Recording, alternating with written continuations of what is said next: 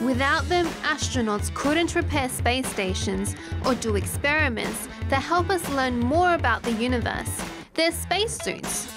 But there's a lot more to these out-of-this-world outfits than meets the eye. To start, they have to protect astronauts from extreme heat and cold.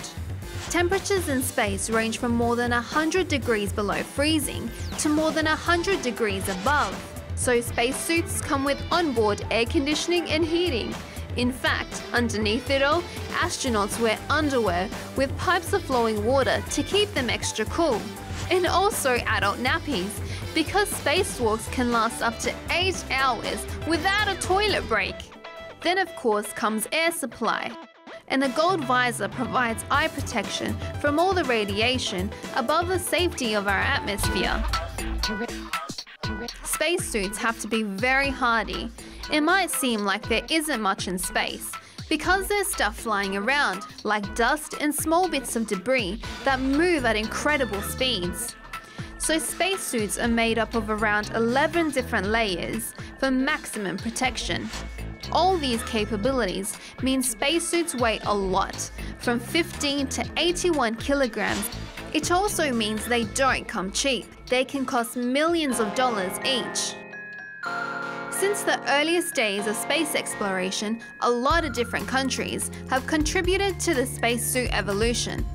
Russians tested out the very first version by sending a man into space with a 20-kilogram suit way back in 1961.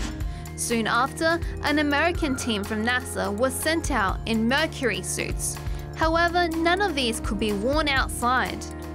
In 1965, Russian astronaut Alexei Leonov did the first spacewalk, but he couldn't move far from the spaceship because a long hose fed him oxygen. 4 years later, the Americans were more prepared.